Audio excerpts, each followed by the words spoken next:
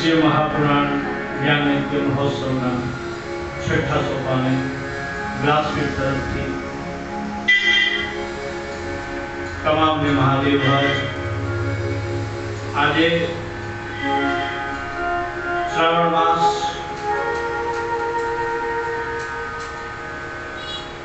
પ્રથમ શનિવાર છે અને શનિવારના દિવસે વિશેષ રૂપથી દરેક મારુતિ મંદિર, હનુમાનજીના મંદિર, શનિ મંદિર, શિવ મંદિરમાં ભક્તોની ખૂબ જ ભીડ હોય છે.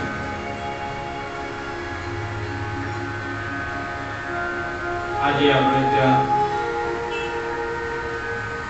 કથાના વિરામ પહેલા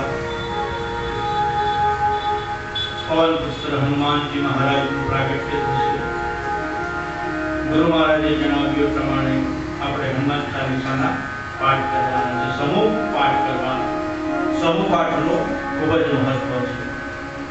તમે એકલા ભજન કરો, કીર્તન કરો, પરંતુ જો સમૂહમાં કોઈ ભજન અને કીર્તન કરો ને તે વધુ ફળદાયી નીવડે છે.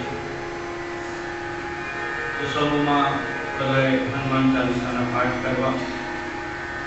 અમારે ત્યાં આશ્રમે દર 14 અમાસની પહેલા જે 14 આવે એ 14 111 હનુમાન ચાલીસાના પાઠ અમે કરીએ છીએ રાત્રે.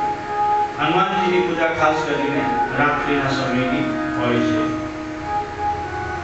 તેમાં 111 હનુમાન ચાલીસાના પાઠ કરવાના હોય. ત્યારબાદ આમ 3.5 થી 4 કલાક એવો સમય લાગે. જે અભ્યાસ ના હોય તો થોડો વધારે સમય લાગે. ચોપડી હોય હનુમાનજીની, હનુમાન ચાલીસાની મોડે ના આવે હનુમાન ચાલીસાની ચોપડી લેવાની અને ચોપડીમાંથી પાઠ એને કહેવાય કે જેને વાંચવામાં આવે એને પાઠ કહેવાય, અને સ્તુતિ કે જે મોડે કરવામાં આવે એને સ્તુતિ કહેવાય. તો જ્યાં જ્યાં પણ પાઠ શબ્દ આવે એટલે તમારે એવું સમજી લેવું કે એને પઠન કરવાનું હોય, વાંચવાનું હોય. ચંડી પાઠ હોય, હનુમાન ચાલીસાના પાઠ હોય, સુંદરકાંડના પાઠ હોય, એ બધા જ પાઠમાં પુસ્તક સાથે રાખી અને એનું પઠન કરવાનું વિધાન પુરાણમાં છે અને એને પાઠ કહેવામાં આવે છે. આ રીતના હનુમાન ચાલીસામાં પણ કહ્યું છે કે જો 7 વાર પાઠ કર જોઈ છૂટહી બંદી મહાસુખ હોય. 7 વાર એટલે સત કહેતા છો. ઘણા લોકો પૂછે છે કે સત એટલે સાત, એવું ઘણાને એવું ભૂલ થાય છે કે સત એટલે સાત. સત એટલે સાત નહીં, પરંતુ સત એટલે 100. જો 7 વાર પાઠ કર જોઈ છૂટહી બંદી મહાસુખ હોય. અને એનો દશાંશ સોમ કરવાનો એટલે 111 પાઠ કરવાના અને 11 આવર્તનની અંદર હનુમાન ચાલીસાનો હોમ થાય છે, હોમાદિ કાર્ય થાય છે, શ્રીફળ હોમાય અને સવાર પડતા અમાસ હોય અને અમાસનું પ્રભાતી હોય, 14ની રાત્રિ હોય. હનુમાનજીની પરમ કૃપા વર્ષે છે.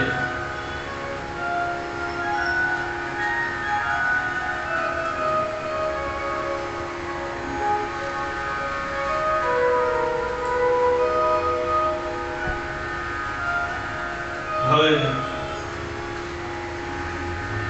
ગઈકાલે આપણે સૌ રુદ્ર સંહિતાના કુમારખંડનું વર્ણન સાંભળી ચૂક્યા. ગણપતિ ગજાનંદ મહારાજ પ્રાગટ્ય થયું, કુમાર કાર્તિક સ્વામીનું પ્રાગટ્ય થયું અને દરેક અંશનું જે પ્રાગટ્ય થાય છે એની પાછળ કઈ ને કઈ કારણ હોય. ઈશ્વરી અંશનું જે પ્રાગટ્ય થાય એ કોઈ કારણસર થતું હોય, એનો કોઈ હેતુ હોય છે. આપણે પણ એક ઈશ્વરી અંશ છે, આપણી અંદર પણ ઈશ્વરનો અંશ બિરાજમાન છે. તમે કોઈ દિવસ એવું વિચાર્યું કે તમારો જન્મ કયા કારણથી થયો છે?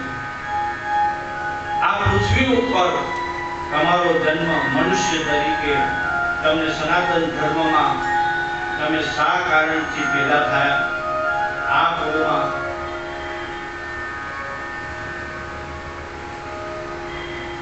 કુળમાં તમારો જન્મ કેમ થયો? જ્યારે તમે લગ્નની કંકોત્રી લખવા બેસો ને તો ખૂબ લાંબો પરિવાર હોય તો 300, 400, 500 કંકોત્રીથી વધારે કંકોત્રી તમે લખી શકો નહીં. અને આ વિશ્વમાં જનસંખ્યા કેટલી?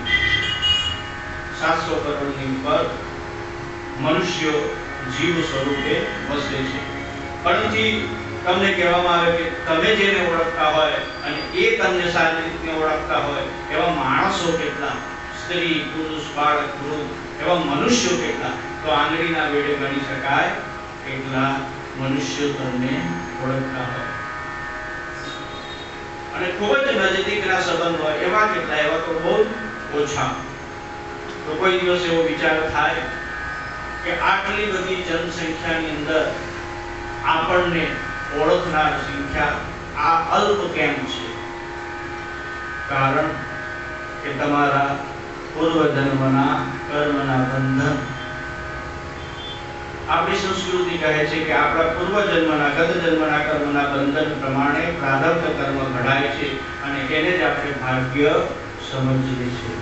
ઘણા અમને પ્રશ્ન પૂછે કે મહારાજ, અમે આ જીવનમાં કોઈ દિવસ કોઈનું ખોટું કર્યું નથી, ખૂબ જ ભક્તિ કરીએ છીએ, ધર્મ કરીએ છીએ, દાન કરીએ છીએ, નીતિથી ચાલીએ છીએ, છતાં પણ અમને એટલી બધી તકલીફો પડે છે કે ના પૂછો ને વાત. અને જે લોકો કશું દાન ધર્મ પૂજા પાઠ નથી કરતા એ લોકો ખૂબ જ મોજ શોખથી કરે છે, ઠાઠ માઠથી રહે છે. એટલે અમને ભગવાન ઉપર ભરોસો રહ્યો. હું એમને સમજાવું કે જો ભાઈ, તમે જે જુઓ છો કે માત્ર આ જન્મના બંધન જુઓ છો, પરંતુ તમને તો જન્મ જન્માંતરથી ચાલ્યા આવતા બંધનના કર્મોના પાસમાં તમે બંધાયેલા છો, માટે તમે પશુ છો. અને પશુના પાસમાંથી છોડાવે તે પશુપતિનાથ મહાદેવ છે. આપણને ખબર નથી કે આપણા કયા કર્મના બંધનથી આપણને આ પદ પ્રાપ્ત થાય છે, કે કયા જન્મના આપણા પુણ્ય હોય. જ્યાં સુધી તમારું પુણ્ય તપે ત્યાં સુધી તમને સુખ વૈભવ મળે, પરંતુ જેવું તમારું પુણ્ય ફળ ખતમ થાય, તમારી બેંકમાં જ્યાં સુધી બેલેન્સ છે ત્યાં સુધી તમારો ચેક પાસ થશે.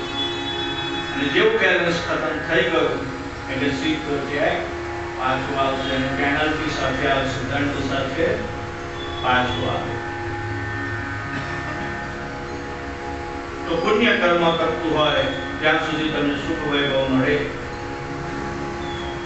સારા કર્મનું ફળ પર તમારે અહીં પૃથ્વી પર ભોગવવાનું છે, ખરાબ કર્મનું ફળ પણ અહીં જ તમારે ભોગવવાનું છે. તમારા કર્મના બંધનના અધિકારી તમે છો.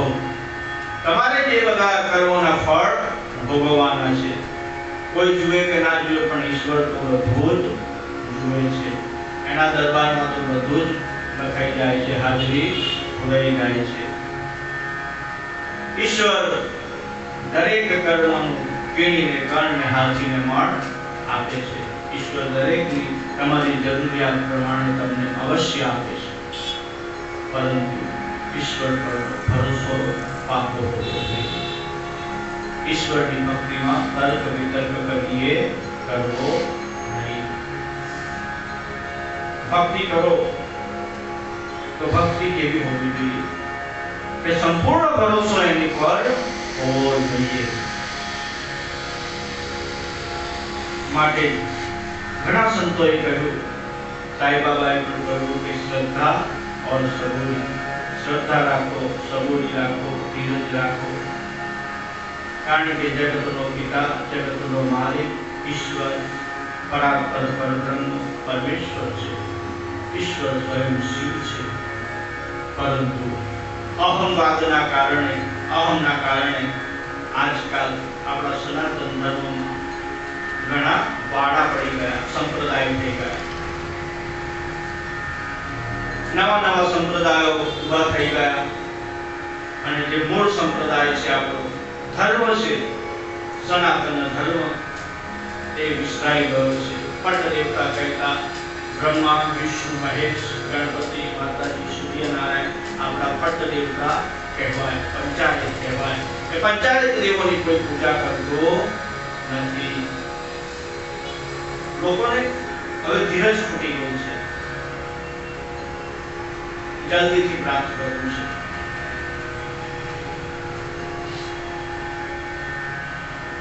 જે જોઈએ તેને જલ્દીથી પ્રગતિ કરવી છે, કોઈને ધીરજ ધરવી નથી. તમારા ભાગ્યમાં હશે એ જ તમને પ્રાપ્ત થવાનું છે. અને જો તમારા ભાગ્યમાં લખ્યું છે ને તો કોઈ લઈ પણ શકવાનું નથી. તમારું છે એ તમને જ મળવાનું છે, અને જે તમારો અધિકાર નથી એ ગમે એટલા ફાફા મારો તોય તમને મળવાનું નથી. નથી ને નથી. આ ધ્યાન કરો. માત્ર ઈશ્વર કૃપા, સાધુ કૃપા, સંતોની કૃપાથી જ એ અશક્ય પણ શક્ય થઈ શકે છે. ત્યારબાદ વેદવ્યાસજી શિવ કથા આગળ વધારતા કે જ્યાં ભગવાન શંકર સ્વરૂપે સાકાર સ્વરૂપે જ્યારે જ્યારે પણ દેવોને કોઈ પણ પ્રકારની તકલીફ પડી છે ત્યારે ભગવાન ભોલેનાથના શરણે જે કોઈ જાય છે ભગવાન ભોલેનાથ એને અવશ્ય સહાય કરે છે, એની બહારે આવે છે. તારકાસુરનું આપ વૃત્તાંત સાંભળી ચૂક્યા છો કે તારકાસુર પરમ શિવ ભક્ત હતો અને કુમાર કાર્તિકેયના હાથે તારકાસુરનો વધ થયો. હવે આ તારકાસુરના વળી 3 પુત્રો અને આય પાછા શિવ ભક્ત હતા. તેઓ જીતેન્દ્રિય, વીર, દ્રઢ નિશ્ચયી હતા.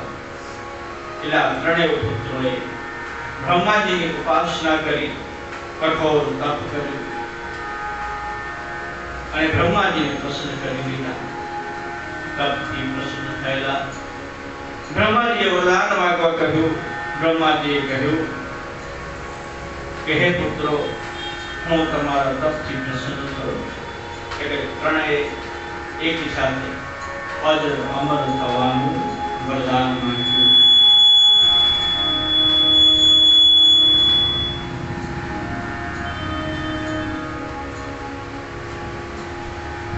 બ્રહ્માજી કહ્યું કે હે પુત્રો, આ વરદાન અશક્ય છે, તમે કંઈક બીજું માંગો.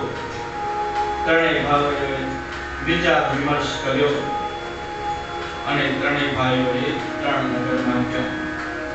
સૌથી મોટા તારકાસ છે, દેવોથી ના તૂટે એવું સોનાનું નગર માંગ્યું. નાના કમલાક્ષે રૂપાનું નગર માંગ્યું અને ભટીક બિંદુમાલીએ વજ્રનું નગર માંગ્યું. 3 બંધુઓ કહેવા લાગ્યા કે હે મહાદેવ, 3 નગરો એકી સાથે હોય, મધ્ય અને અભિજીત નક્ષત્ર કાળ યુક્ત કાળ હોય, ચંદ્ર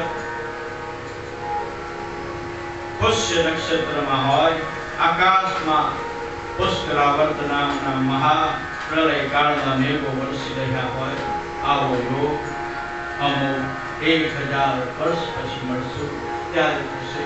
અને એ સમયે ભગવાન શંકર સહજમાં ન સંભવે એવા દિવ્ય રથ ઉપર આરૂઢ થઈ બેસી અને એક જ બાણથી અમારા તે એકટા થયેલા નગરો ભલે તોડી પાડે, એ સિવાય અમારું મૃત્યુ થાય નહીં.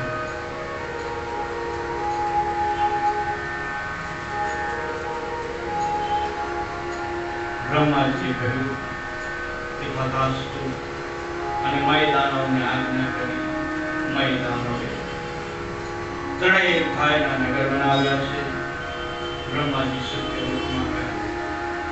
તારક પુત્રો આ નગરમાં પ્રવેશ કરી સર્વ સમૃદ્ધિથી ભરપૂર નગરમાં ભોગ ભોગવવા લાગ્યા.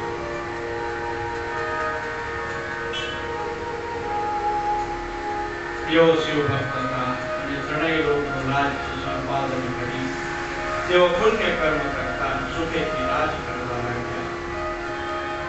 તારક પુત્રો બળવાન થયેલા જાણ્યું. તેઓ ગભરાયા, બ્રહ્માજી પાસે ગયા. બ્રહ્માને પોતાનું કહ્યું. બ્રહ્માએ કહ્યું કે મેં દૈત્યને વરદાન આપ્યું છે, માટે હું એમના વિરુદ્ધ કંઈ ન કરી શકું. તમે એનાથી મારો નાશ ન થાય, તમે શિવજી પાસે જાઓ. સર્વે દેવો ભગવાન સરસ્વતી પાસે આવ્યા.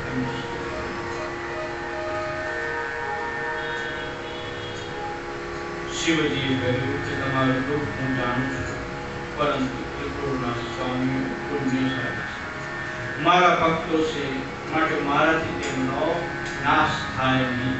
પરંતુ તમે ભગવાન વિષ્ણુ પાસે જાઓ. દેવો ભગવાન વિષ્ણુ પાસે ગયા. વિષ્ણુએ દેવોના દુઃખની વાત સાંભળી વિચાર કર્યો કે આ શિવ ભક્તનો નાશ શી રીતે થાય.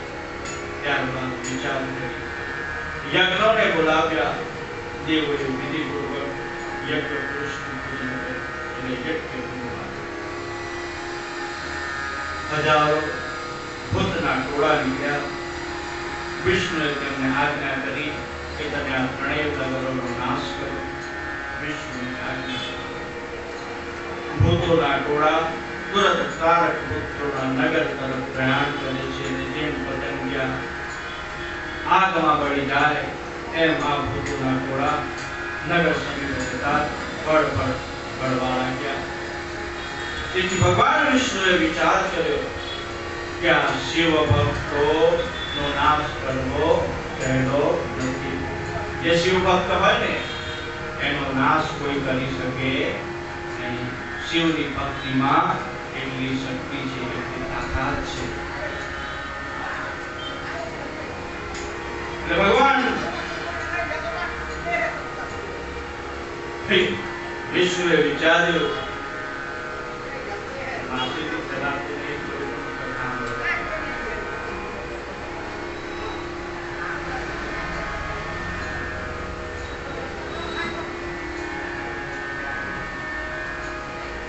જેના ભાગ્યમાં હોય ને ભાઈ એને શિવની ભક્તિ પ્રાપ્ત થાય છે.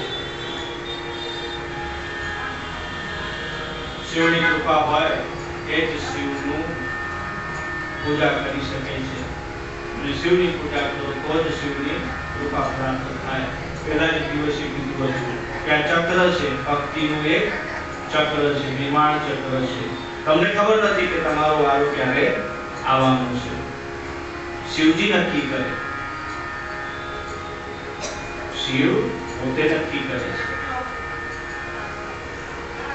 બાકી ઘણાને કથા સાંભળવાની ઈચ્છા હોય, કથા સાંભળવી છે, પરંતુ કથા જો તમારા આંગણે આવે એવો કોઈ ને કોઈ સંયોગ થઈ જાય તમે કથા સાંભળી શકો નહીં. એક શેઠ હતા અને શેઠે આખી જિંદગી વેપાર ઉદ્યોગ કરે, ધંધો કરે, ખૂબ નીતિવાળો માણસ, કોઈ દિવસ કોઈનું અહિત ના કરે. પણ વેપારમાં એવો ફસાઈ ગયો કે એને સમય જ મળે નહીં ઈશ્વરનું સ્મરણ કરવાનું. એમ કરતા કરતા કરતા જુવાની વીતી ગઈ, ઘડપણ આવ્યું. શેઠના છોકરા પણ ખૂબ સંસ્કારી, બહુઓ પણ સંસ્કારી, પુત્ર પણ સંસ્કારી, બધું સંસ્કારી, ભક્તિશાળી. એટલે શેઠે વિચાર કર્યો કે હવે આ બધાને લઈને જાઉં અને મારે કથા સાંભળવી છે. એટલે જે ખર્ચો થાય એની કઈ ચિંતા નહીં, પરંતુ ગંગા કિનારે જાઉં અને હરદભર કથા ગોઠવું.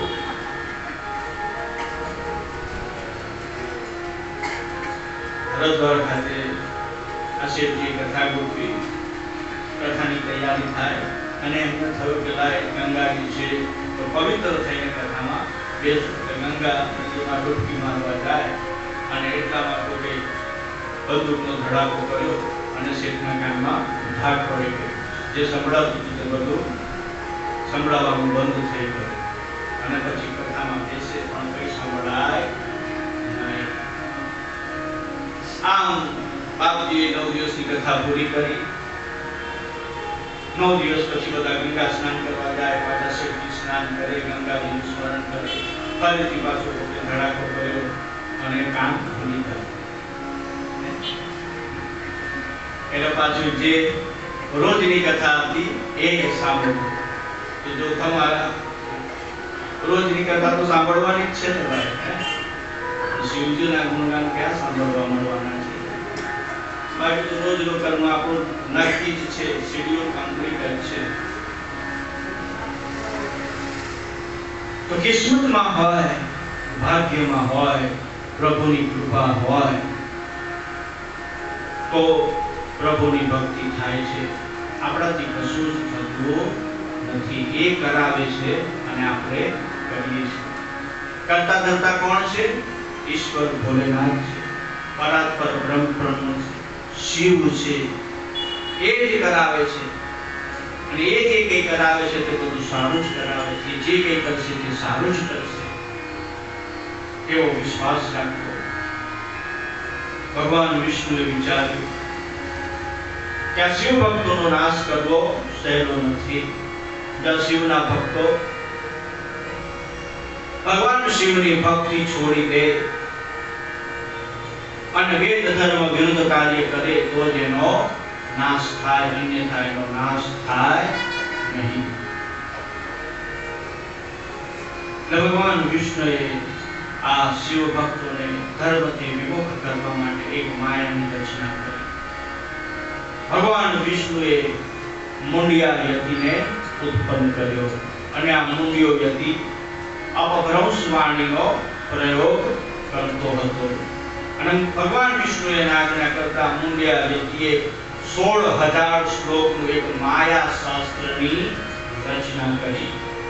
અને આ માયા શાસ્ત્ર એવું હતું કે વેદ ધર્મથી તદ્દન વિમુખ હતું. એટલે આ મુંડિયો યતિ તારક પુત્રના નગરમાં આવી પહોંચ્યો અને નારદજીને એમની સહાયમાં મોકલ્યા છે. નારદજી આવ્યા તારક પુત્રના નગરમાં. નારદને જોઈ તારક પુત્રોએ નારદજીનું સ્વાગત કર્યું છે. બ્રહ્મ ઋષિને ઉચિત સત્કાર આપ્યો. નારદજીએ દેશ દેશની બધી વાતો કરવા માંડી. વાત કરતા કરતા નારદ ઋષિ આ વાત પણ મૂકી દીધી કે હે મહારાજ, આપણા નગરની બહાર એક બહુ પહોંચેલા સંત આવ્યા છે, સંત પધાર્યા છે. જે દેશ દેશના પર્યટન કર્યું છે, પરંતુ આવા સંતને જોયા નથી. બહુ પહોંચેલા છે. બસ ચાલો આપણે દર્શન કરવા જઈએ. એટલે નારદજીની વાત પર વિશ્વાસ રાખી અસુરરાજ નારદજી સાથે વાટિકામાં આવ્યા કે જ્યાં મુંડિયા યતિ એના શિષ્યગણ સાથે બેઠા હતા, તપશ્ચર્યા કરતા હતા. અને મુંડિયા યતિની પાસે આવતા મુંડિયા યતિએ જાત જાતની માયા બતાવવા માંડી.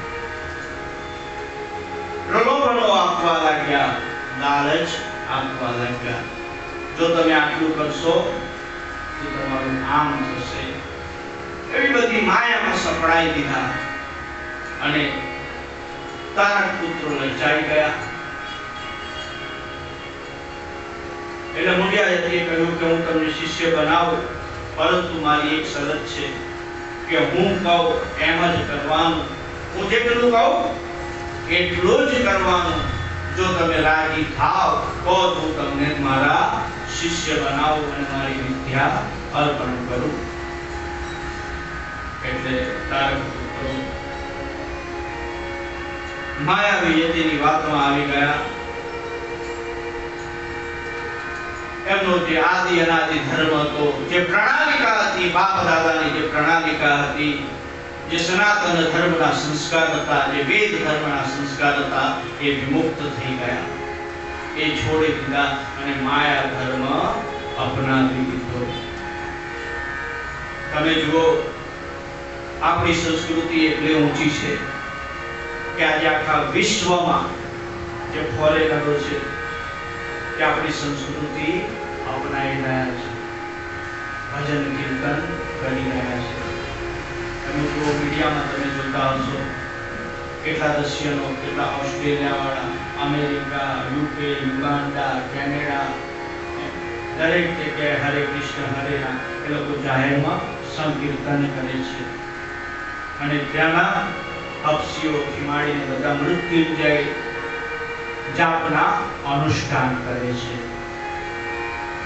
આપણી વૈદિક પ્રણાલિકાને અપનાવી રહ્યા છે, યોગને અપનાવી રહ્યા છે. વિશ્વમાં એવું કોઈ સ્થળ નહીં હોય, એવું કોઈ સ્થળ નહીં હોય કે જ્યાં ખોદકામ કરો અને શિવજીનું શિવલિંગ ના નીકળે. મોહેંજો-દડો 5000 વર્ષ જૂની સંસ્કૃતિ, ત્યાં પણ શિવજીના શિવલિંગ નીકળ્યા, પશુપતિનાથના સિક્કા નીકળ્યા, મુદ્રાઓ નીકળી. લોથલની સંસ્કૃતિ, ધોળાવીરાની સંસ્કૃતિ, એમેઝોન નદીના કિનારે શિવલિંગ નીકળ્યા છે. આખા વિશ્વમાં જ્યાં તમે જુઓ ત્યાં શિવલિંગ પ્રાપ્ત થાય છે. આદિ અનાદિ કોઈ દેવ હોય તો તે મહાદેવ છે. ईश्वर होय तो प्रभु शिव छे। परंतु काळे कर्म करीने लोको मायामां आवता जाय छे अने अहमना लीधे आपણા સનાતન ધર્મના બાળા પડતા ગયા, સંપ્રદાય બાળ થતો ગયો। અમારે તો ઘણી જગ્યાએ કથા થાય એટલે અમને કથાના એવા અનુભવ થાય કે કોઈ એક પરિવાર વાળાએ કથા ગોઠવી હોય તો બીજા ગામના લોકો એમાં આવે નહીં, કે આ તો ફલાણા પરિવારની કથા છે, આ તો આ સંપ્રદાય વાળાની કથા છે। આ કથા કોઈ સંપ્રદાયની નથી, આ કથા કોઈ પરિવારની નથી, આ કથા તો ભગવાન ભોલેનાથની છે।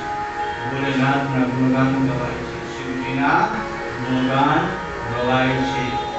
આ જન કલ્યાણ હેતુની કથા છે, વિશ્વ કલ્યાણ હેતુથી આ જ્ઞાન યજ્ઞનું આયોજન કરવામાં આવે। પરંતુ એક પરિવારવાદ, થોડી ચુસ્તવાદ થઈ ગયો અને વિશ્વમાં જ્યારે ભરત રાજા રાજ્ય કરતા ત્યારે એવું પ્રમાણ છે કે આપણા ભારત દેશનું કે સૂર્ય ઉગે અને સૂર્ય આથમે ત્યાં સુધી ભારત ખંડ હતો। અત્યારે તમે જે ભારતની ભૂમિ જુઓ છો ને એ તો માત્ર એક જંબુ દ્વીપ છે। શું છે? જંબુ દ્વીપે ભારત ખંડે આર્યવર્ત ગતે, આખું ગત આર્યવર્ત હતું। એટલો મોટો આપણો સનાતન ધર્મનો ફેલાવો હતો। કાળે ક્રમે કરી અહમવાદના લીધે, જાતિવાદના લીધે બધા વાડા પડતા ગયા, છૂટા પડતા ગયા, સંપની ભાવના તૂટતી ગઈ અને આજે વિશ્વમાં સનાતન ધર્મ 8મા કે 10મા નંબર પર આવે છે। જે પ્રથમ નંબર પર જનસંખ્યા હજુ પણ નહીં જાગીએ। તમામ સનાતન ધર્મીઓ એક ધ્વજની નીચે નહીં આવે તો આગામી દિવસોમાં આવનારી પેઢીને ખૂબ જ મોટું નુકસાન થશે। એક થવું પડશે, સંપ્રદાયના વાદને ભૂલી જવું પડશે। એક જ ભાવના કે હું સનાતન ધર્મી છું, હું હિન્દુ છું, હું સનાતન ધર્મી છું, હું આદિ વૈદિક ધર્મની ધરોહરને આગળ ધપાવીશ, એ મારો ધર્મ છે કહી માયાવી જતીની વાતમાં અતારક પુત્રો આવી ગયા અને વેદ ધર્મ ભૂલી ગયા।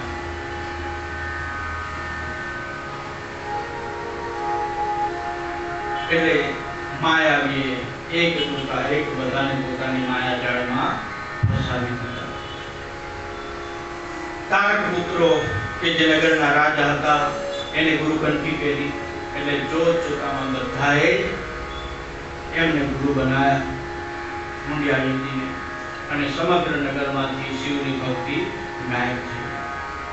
જ્યાં જે ગામમાં શિવની ભક્તિ થતી નથી, જ્યાં મહાદેવનું ભજન થતું નથી, જ્યાં વેદ ધર્મનું પાલન થતું નથી, એ ગામમાં બરબાદી સિવાય કશું હોતું નથી અને ત્યાં દરિદ્રતા પ્રવેશ કરે છે।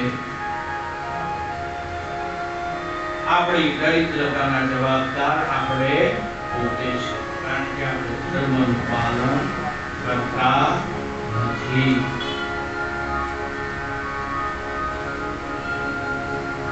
આટલે નજીક મંદિર છે, મહાદેવનું મંદિર છે, એ કઈ છે ને એ કઈ છે। તમારા ગામમાંથી કેટલા રોજ સવારે ઉઠીને મંદિરે પાણીનો લોટો લઈને જાય?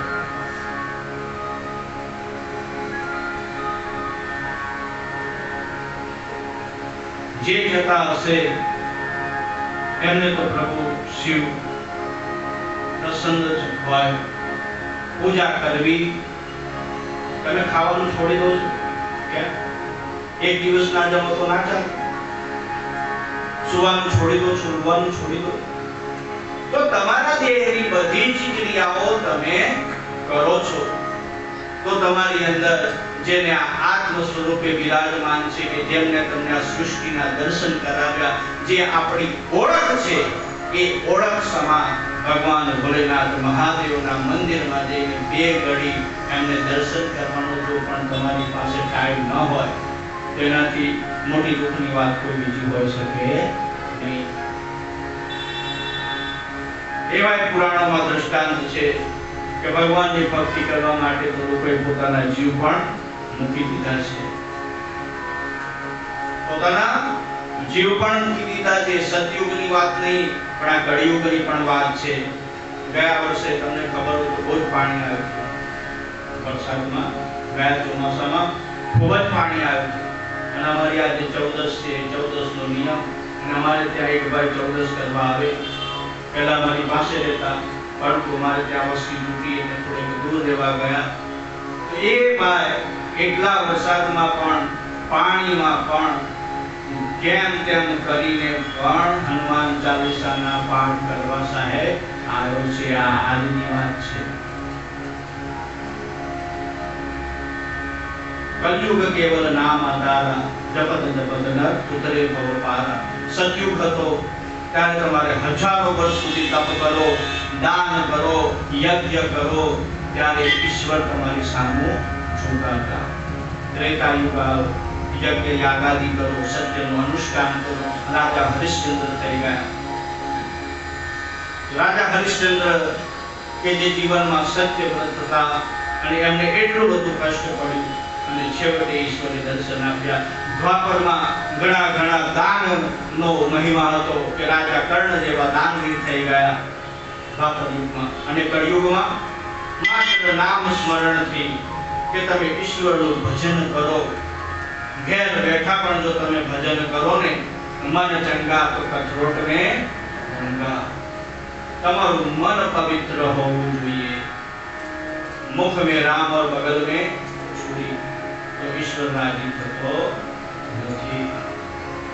તમારું વાણી અને વર્તન એક જ હોવું જોઈએ. તમે જેવું બોલો છો એવું જ તમારા જીવનમાં વર્તન કરો. કથાની અંદર સાંભળેલી કોઈ પણ એક વાત, નિયમ લો કે હું આજથી આ નિયમ લઈશ. નિયમ વગરનું જીવન મનુષ્યનું પશુ જેવું છે. પશુઓ પણ ગાય, બરાડા, કૂતરા જમે છે. આપણા જેવું જ બધું કરે છે. ઊંઘી જાય છે, વંશની વૃદ્ધિ કરે છે, શું નથી કરતા? તો આપણામાં અને પશુમાં શું ફરક છે? તો કે મનુષ્ય નિયમબદ્ધ હોવો જોઈએ, એના જીવનમાં શિસ્ત હોવી જોઈએ, અનુચાર હોવો જોઈએ, સદાચાર હોવો જોઈએ. આહારનું મહત્વ, પ્રત્યાહારનું મહત્વ, યમનું મહત્વ, તો આ બધા મનુષ્યોએ કરવા જેવા કર્મો છે. અહીં તારક પુત્રો વેદ ધર્મ ભૂલી ગયા છે અને ભગવાન વિષ્ણુએ જાણ્યું કે આ તારક પુત્રો હવે માયાવીની માયાજાળમાં અસુરો સપડાયા છે. એટલે દેવોને લઈ અને કૈલાસ ઉપર ગયા. સર્વ દેવો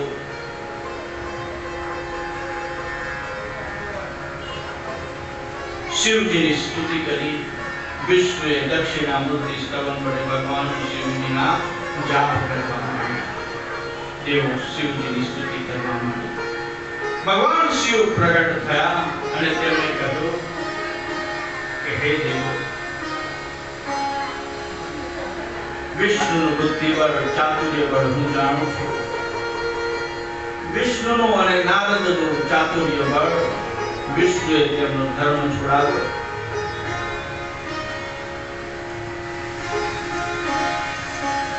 તો હવે વિષ્ણુ જ તેમનો વધ કરે તે યોગ્ય છે. દેવો ચિંતામગ્ન થઈ ગયા કે હવે તેમને આશ્વાસન આપતા વિષ્ણુએ કહ્યું કે તમે સૌ ધીરજ રાખો. ભક્તિની દ્રઢતાની પૂર્ણ ખાતરી કર્યા પછી ભગવાન શંકર પ્રસન્ન થાય છે અને ત્યારબાદ એક મહામંત્રનો ઉદ્દેશ ભગવાન વિષ્ણુએ સ્વયં દેવોને આ મંત્ર આપ્યો છે. આ મંત્ર ધ્યાનથી સાંભળજો, જેને લખવો હોય તે લખી લેજો. આ મહામંત્ર છે કે જે સ્વયં વિષ્ણુએ દેવોને તારક પુત્રોના ત્રાસમાંથી છોડાવવા માટે આપ્યું. स्वयं विष्णु ब्रह्मा आदि तमाम देवोए आનું અનુષ્ઠાન કરેલું એ મહામંત્ર છે. મંત્ર છે ઓમ નમઃ શિવાય શુભમ કુરુ કુરુ શિવાય નમઃ ઓમ. ફરીથી બોલું છું મંત્ર ઓમ નમઃ શિવાય શુભમ કુરુ કુરુ શિવાય નમઃ ઓમ. આ મંત્રનો જાપ બ્રહ્મા વિષ્ણુ અન્ય દેવો તમામ મુનિઓએ કર્યો. જપનો પ્રારંભ કર્યો. શિવ સ્વરૂપમાં મન લગાડ્યું. કોઈ પણ જપ તમે કરો તો ધ્યાન વગર જપ ફળતો નથી. નાશ મણકા મણકો આવ્યો. હાથમાં માળા હોય, જાપ કરતા હોય અને કેટલાને મેં જોયા છે કોઈની નિંદા નથી કરતો. એટલા માટે કહું છું કે જેથી કરીને જો કદાચ કોઈ એવું કરતું હોય કે હવેથી ન કરે અને એના જીવનમાં કંઈક સુધારો આવે, પ્રભુ ભક્તિના માર્ગ પર સાચી દિશા પ્રાપ્ત કરે. અમારી કથા કરવા પાછળનો હેતુ એ છે કે આ કથામાં આવનાર કોઈ પણ મનુષ્યના જીવનમાં જો કંઈક નાનું અમથું પણ પરિવર્તન આવે તો એ અમને કથાની અમારી દક્ષિણા છે. એ અમને એમ થાય કે આ કથાની દક્ષિણા મળી. કોઈ બાળક એના મા બાપની સેવા કરતો થઈ જાય, કોઈ ઘરમાં સાસુ વહુ વચ્ચેનો મતભેદ હોય તે મટી જાય, બે ભાઈઓ વચ્ચે ઝઘડો હોય તે મટી જાય.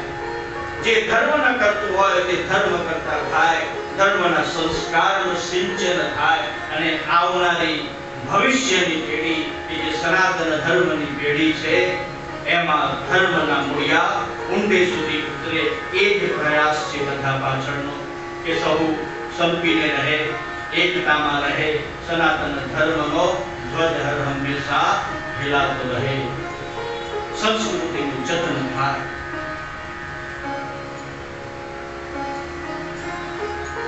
તમામ ધ્યાનથી ભગવાન શંકરનું ધ્યાન ધરે છે. જ્યાં ભગવાનની મનોહર છબીનું ધ્યાન ધર્યું છે. કોઈ દિવસ ધ્યાન ધરી જોજો, ખૂબ મજા આવશે, આનંદ આવશે. એમનો જે અનુભવ છે એ ધ્યાનનો અનુભવ શબ્દોમાં વર્ણવી શકાય એમ નથી. એ તો પોતે જાતે અનુભવ કરવાનો વિષય છે. ભગવાન શંકરના દર્શન થયા. ભગવાન શંકરે કહ્યું કે હે બ્રહ્મા, હે વિષ્ણુ દેવો તથા મુનિઓ, તમારા દ્રઢ વ્રતથી હું પ્રસન્ન થયો છું. તમે ઈચ્છિત વરદાન મેળવો. દેવો બોલ્યા કે હે પ્રભુ, આ પ્રસન્ન થયા હોવ તો ત્રણેય નગરોનો નાશ કરો. દેવોએ વિશ્વકર્મા પાસે એક સુંદર રથનું આયોજન કરાવ્યું, એક રથ તૈયાર કરાવ્યો. દેવો તથા મુનિઓની પ્રાર્થનાથી ભગવાન એ રથ ઉપર આવી ચડ્યા છે. રથક્ષોણિયંતા સતતતગેન્દ્રો તથાંગે ચંદ્રાકો તત ચરણપાણી સત્યતિ દિદક્ષોસ્તે કોયમ ત્રિપુરતૃણમાડંબર વિદે વિદેયે ક્રીડંતો રથરૂપતંત્રા પરદિય. આ ત્રણેય નગરો એટલે સજ્જનો, તમારી અંદર રહેલા ત્રણ શરીરો છે. આપણી પાસે ત્રણ શરીર છે. એક સ્થૂળ શરીર કે જે તમે અત્યારે જોઈ શકો છો. ચાલો આ આંખ વડે તમે અને હું એકબીજાને જોઈએ છે, જે દેખાય છે તેને સ્થૂળ શરીર કહેવામાં આવે છે. ત્યારબાદ સૂક્ષ્મ શરીર છે. એ સૂક્ષ્મ શરીર કરતા એ શરીર આપણા કરતા એક મુઠ્ઠી ઊંચું હોય. આપણું જે છે ને એના કરતા એક મુઠ્ઠી ઊંચું હોય છે. જ્યારે આત્મા આપણા દેહને છોડીને જતો રહે ત્યારે એ જીવ આપણા ધર્મ પ્રમાણે 13 દિવસ સુધી આ ભૂમિ ઉપર રહે છે અને એ સૂક્ષ્મ સ્વરૂપે રહે છે. માટે મૃતક પછી એના જાત કર્મ સ્વરૂપે ઉત્તર ક્રિયા કરવામાં આવે. અગ્નિદાહ પછી 13 દિવસ સુધી એ જીવ બીજે પસંદ થતો નથી. એ સ્ત્રીને બીજે જોઈને સૂક્ષ્મ જીવ પહેરવાની ક્રિયા કરો, ઉત્તર ક્રિયાનો ખાટલો નાખો અને સરવણીનો ખાટલો નાખો. ત્યાર પછી 13 દિવસ પછી આ પૃથ્વી લોકને છોડી અને એની જે ગતિ હોય, જેવા કર્મ કર્યા હોય, તો સારા કર્મ કર્યા હોય તો સ્વર્ગ લોકમાં જાય, ખરાબ કર્મ કર્યા હોય તો પિતૃલોક નરક લોકમાં જાય, અને એનાથી પણ સારા કર્મ કર્યા હોય તો પિતૃલોકમાં જાય. અને જો કોઈ અકારણ મૃત્યુ પામ્યો હોય કે જેની જીવવાની અવધિ હોય છતાં પણ મૃત્યુ પામ્યો હોય તો તે જીવ પ્રેત લોકમાં ગમન કરે છે. અને કારણ દે એક મુઠ્ઠી જેવડો હોય છે. કારણ દે એક મુઠ્ઠી જેવડો હોય છે.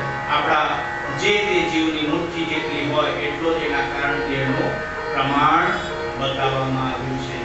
અને કારણ દે એ જીવનું એક ઘોડિયું કહેવામાં આવે કે જ્યારે તમારો દેહ અચેતન થઈ જાય અને કારણ દેહ જીવાત્મા આ દેહને છોડી જાય ત્યારે નિશ્ચિત પડી રહે છે પછી આ જે સ્થૂળ દેહ છે પંચતત્વમાં વિલીન થઈ જાય છે. આપણું દેહ 5 તત્વોથી બનેલું છે: અગ્નિ, જલ, વાયુ, આકાશ, પૃથ્વી. તમે તમારા માથાના વાળ કાપો તો કશું થાય છે? માથાના વાળ કાપો તો કઈ તકલીફ થાય અને પાછા ઉગી જાય? તો એ આકાશ તત્વ છે. સર્વત્ર વ્યાપ્ત છે આકાશ તત્વ. નખ છે તે આકાશ તત્વ છે. જે અધ્યાત્મ સર્વત્ર વ્યાપ્ત છે. આખા બ્રહ્માંડમાં વ્યાપ્ત છે તે આકાશ તત્વ છે. તમારી ચામડી છે તે પૃથ્વી તત્વ છે. અને જે પિંડ છે બ્રહ્માંડ, જે બ્રહ્માંડમાં છે એ સગળું તમારા પિંડમાં પણ છે. તમારા શરીરમાં પણ વૈજ્ઞાનિકો ડોક્ટર એવું કહે છે કે 3 ભાગનું પાણી છે. જેમ પૃથ્વી પર 3 ભાગનું પાણી છે ને 1 ભાગની જમીન છે, એમ તમારા શરીરના વજનમાં પણ 3 ભાગનું પાણી અને 1 ભાગનું પૃથ્વી, હાડકા, માંસ સ્વરૂપ છે. જલનું મહત્વ છે. તમામ તત્વોનું મહત્વ છે. આપણે કોઈ પણ પૂજા શરૂ કરીએ તો સૌથી પહેલા જલ દેવતાની પૂજા કરીએ છીએ. જલને દેવતા માનવામાં આવે, અગ્નિને દેવતા માનવામાં આવે, વાયુને દેવતા માનવામાં આવે. તમને જે તિલક કરીએ છીએ તે આકાશનું પૂજન છે. આકાશ સ્વરૂપે તમારા મસ્તકમાં તિલક કરવામાં આવે છે. એ અનુગ્રહનું સ્થાન છે. અને દરેકે ભસ્મનું તિલક તો કરવું જ કરવું. ગળામાં રુદ્રાક્ષનો મણકો ધારણ કરવો અને મુખમાં પ્રભુનું સ્મરણ હોવું જોઈએ. ઓમ નમઃ શિવાય. જેટલા તમે જાપ કરો એટલા ઓછા છે. શ્રાવણ મહિનામાં ખાસ શ્રાવણ માસનું એટલું બધું મહત્વ છે કે શ્રાવણ મહિનામાં મૌન રહીને, શ્રાવણ મહિનામાં મૌનનું ખૂબ જ મહત્વ છે. મૌન રહી અને જેટલા પણ તમે જાપ કરો એટલું તમારું આધ્યાત્મિક બળ, એટલી આધ્યાત્મિક ઉન્નતિ તમારી વધે છે. માતા પાર્વતીએ પણ શ્રાવણ મહિનામાં વિના કપડે રહી, ખુલ્લા નભ નીચે રહી, ભગવાન શિવના પાર્થિવ લિંગ બનાવે અને એની પૂજા કરે અને રોજ જલોય ચડાવે. શ્રાવણ મહિનામાં જલોયનું ખૂબ મહત્વ છે. શિવલિંગ હોય, સ્થાપિત શિવલિંગ હોય કે જેની સ્થાપના કરવામાં આવે તે 12 આંગળ ઊંચું હોય. 4, 8 અને 12 એનું માપ છે કે 12 આંગળ ઊંચું સ્થાપિત શિવલિંગ શિવાલયમાં હોય. અને ઘરમાં ચલિત શિવલિંગ હોય. ચલિત શિવલિંગ 2 આંગળનું હોય. એટલે ટૂંકમાં 4 આંગળનું હોય, 2 આંગળ ગળાધારીમાં હોય અને 2 આંગળ ઉપર હોય. એને ઉત્તમ ગણવામાં આવે છે. તો આ 8 આંગળથી લઈને 4 આંગળનું શિવલિંગ ઘરમાં રાખી શકાય. 8 આંગળની ઉપરનું શિવલિંગ ને સ્થાપિત કરવામાં આવે. તો સ્થાપિત શિવલિંગની ષોડશોપચાર પ્રમાણે પૂજન કરવું, પરંતુ છેલ્લો વિસર્જનનો સંસ્કાર કરવામાં આવે નહીં. જ્યારે ચરિત શિવલિંગ હોય એને તમે તમારા મંદિરમાં પૂજામાં રાખી શકો. ઘણા એવું પૂછે કે ઘરમાં શિવલિંગ રખાય. ઘણા એવો સવાલ પૂછે છે ને અત્યારે ઘણી ચેનલો પર ને બધા પર જાતના જેને જેમ ફાવે એમ દુકાન ખોલીને બેઠા છે. કઈ ને કઈ બોલવું, ભલે ને સત્યથી વેગળું કેમ ના હોય, લોકોને ભરમાવા. તો દરેક જણ પોતાની પૂજા સ્થાનમાં શિવલિંગ રાખી શકે છે અને રાખવું જ જોઈએ.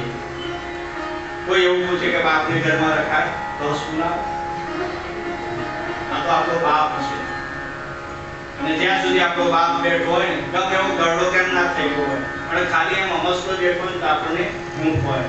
આ તો જગતનો બાપ છે, તાત છે.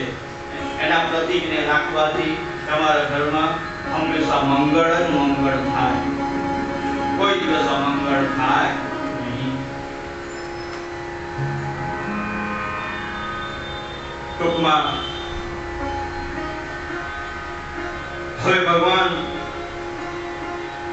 શિવ કે જ્યાં રથ ઉપર ચડ્યા છે અને આપણા ત્રણ દેહ થોડ સૂક્ષ્મ ને કારણ અને તમારી અંદર જ દૈત્ય છુપાયેલો છે, તમારી અંદર જ દેવ છુપાયેલા છે.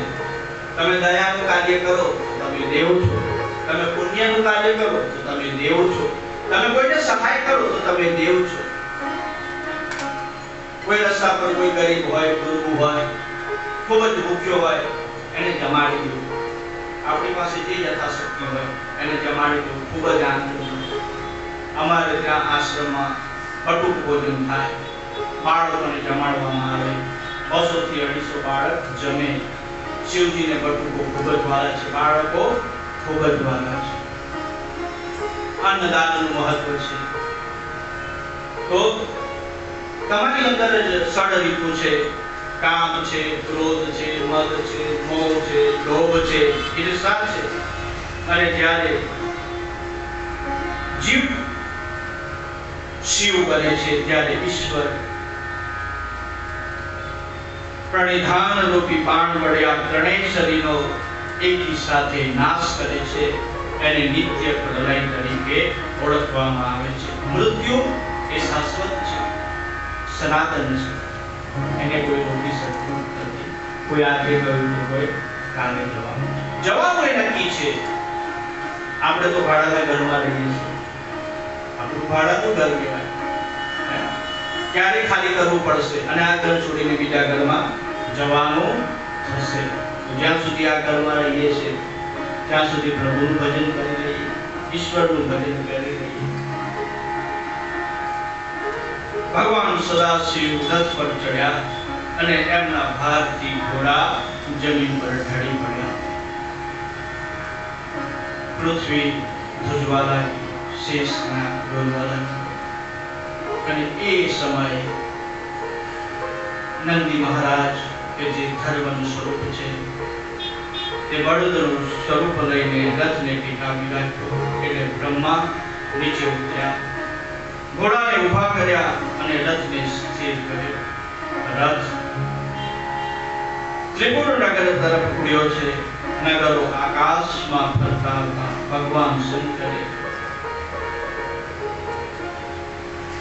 દેવોને કહ્યું કે હે દેવો, તમે મારું પશુપતિ તરીકેનું પદ સ્થાપો. મને પશુપતિ તરીકેનું પદ આપો, કારણ કે દેવોનું પશુપણ અને દાનવોનું પશુપણ અલગ અલગ કલ્પીને અસુરોનો નાશ થઈ શકે.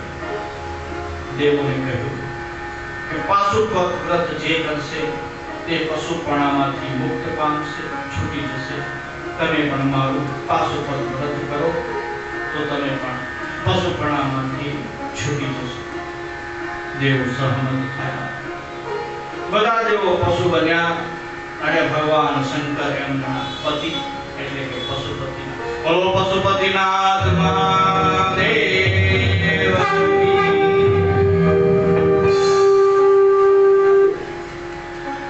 પશુપતિનાથ મહાદેવ કે જે નેપાળમાં બિરાજમાન છે.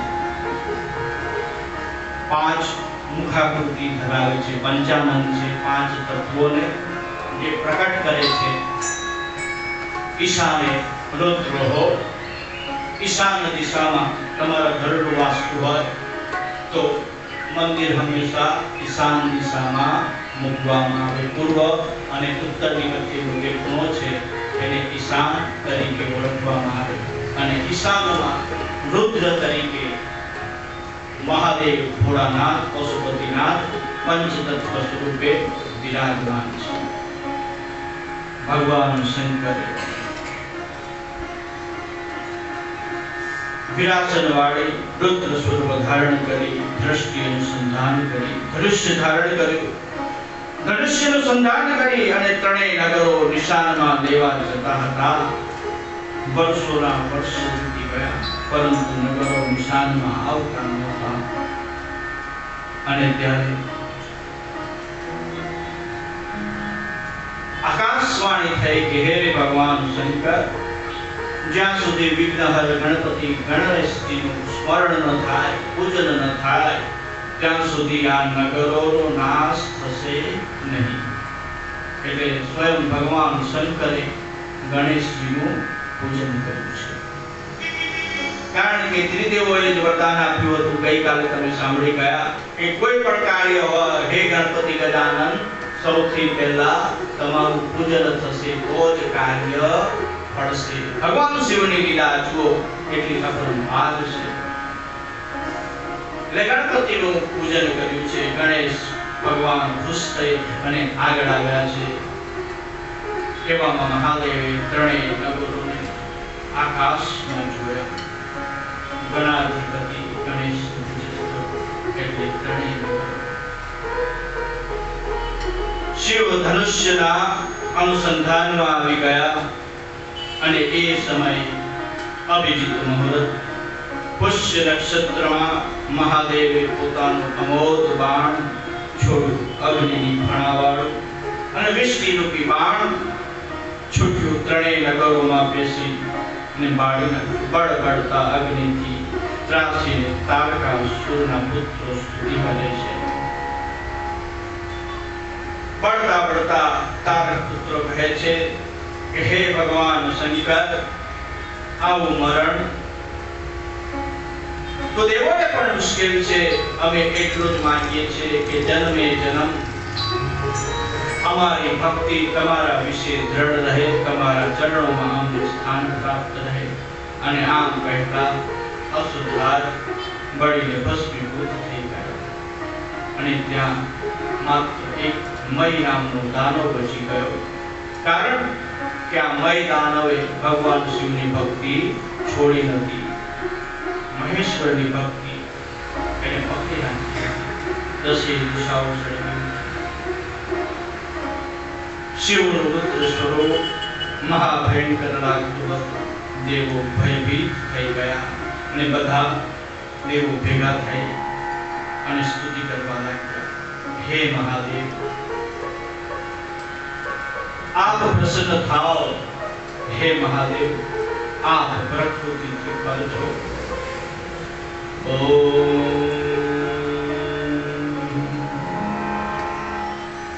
વામદેવાય નમો. જ્યેષ્ઠાય નમઃ. શ્રેષ્ઠાય નમો. रुद्राय नमः. कालाय नमः. शलभिकर्णाय नमः. बलविकर्णाय नमो. बलाय नमः. बलप्रमथनाथाय नमः. सर्वभूतदमनाय नमो. मनोमन्थाय नमः. ॐ अघोरेभ्यो अधघोरेभ्यो घोरघोरतरेभ्यो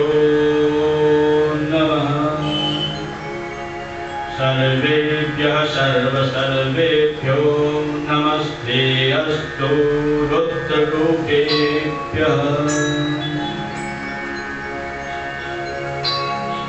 તમામ દેવોની સ્તુતિ ભગવાન પ્રસન્ન થયા અને ભગવાન શંકરે પોતાનું રુદ્ર સ્વરૂપ જે હતું તે સમેટી લીધું. દેવોએ કહ્યું કે હે પ્રભુ મહાદેવ, અમને આપના દાસ જાણી જ્યારે જ્યારે અમને દુઃખ પડે ત્યારે અમારું રક્ષણ કરો, અમારું દુઃખ દૂર કરો. તમામ દેવો કૈલાસવાસી ભગવાન કૈલાસ નિવાસીને વંદન કરે છે.